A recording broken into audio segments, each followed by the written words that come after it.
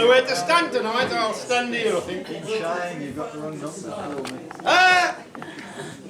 Oh, well, it's no coincidence tonight that I'm going to try and tell you an Irish story.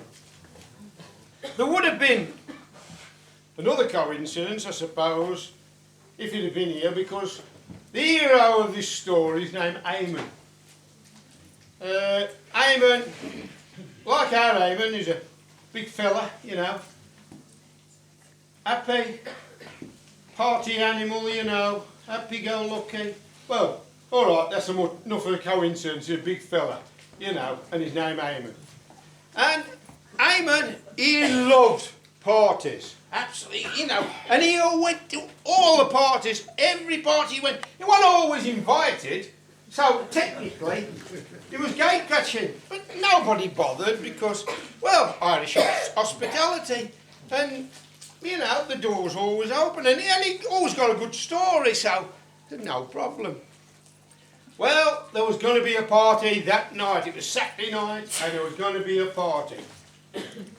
And Eamon, off he went, down the lane. He went through the gateway in the stone wall, through the pasture and into the yard, up to the door of the big house. But it was strange, the door was shut. And usually, when there was a party, the door was open. But he banged on it. And Patrick come to the door. He says, what you want? He says, I've come to the party. Have you got an invite? He said, no. He said, well, in that case, you ain't coming in. And he slammed the door in his face.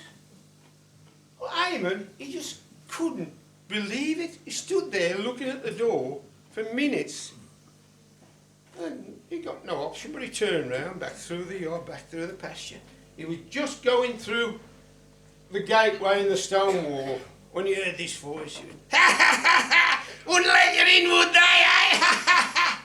And he looked round, and there on top of the wall was this little fella. Really ugly he was. Really. He says, you're one of them leprechauns, ain't you? He says, yeah, he says, some people call us that. He says, well, you know, I've heard all about you people.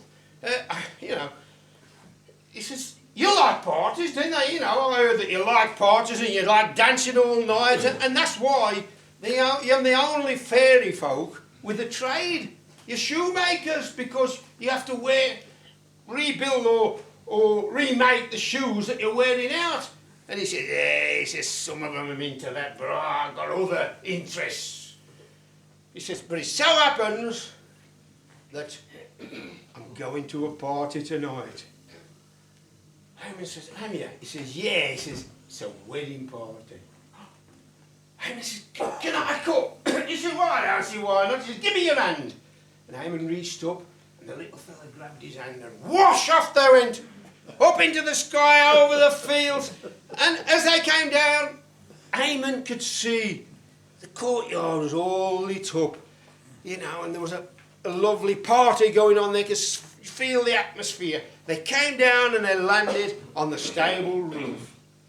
And there were the bride and the groom. And the bride was the most beautiful bride he had ever seen in his life. And he said, these are my favourite parties, wedding parties. He said, I really love wedding parties.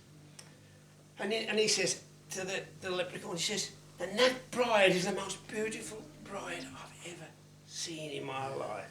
And he says, yeah, she's nice, isn't she? Anyway,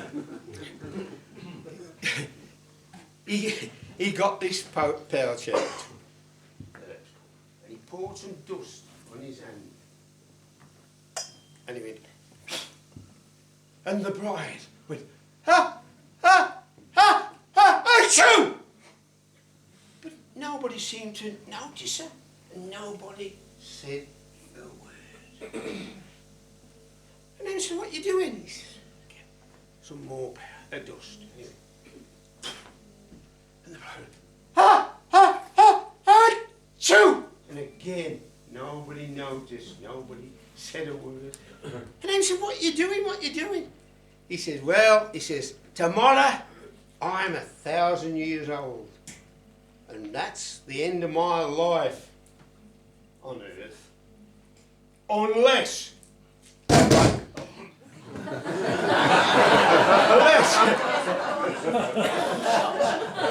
by tomorrow morning I've got myself a bride, and then I'll be good for another 1,000 years.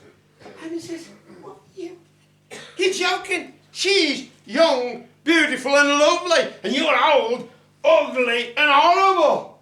And he says, yes, but can I get some more dust anyway? And the bride went, shoo!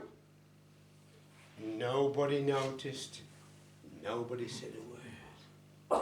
And the leprechaun says, she sneezed once, she sneezed twice, she sneezed 3 times. And if nobody blesses her, she's mine. And Haman shouted, God bless you! Well, the leprechaun, he was that mad. He thumped the roof hard and shot off up into the sky. And the roof shattered. Haman fell onto the floor into amongst the rubble. When all the guests came round and saw him, they wanted to know what was going on. And he told them what had happened. And they weren't sure they believed him. But then the bride said, yeah, I did. I sneezed 3 times and nobody blessed me. So they realised that Haman had saved the day. So he was made the guest of honour. The bride kissed him. The bridegroom shook his hand. They all cheered him and said what a good fella he was. It was the best party he'd ever been to.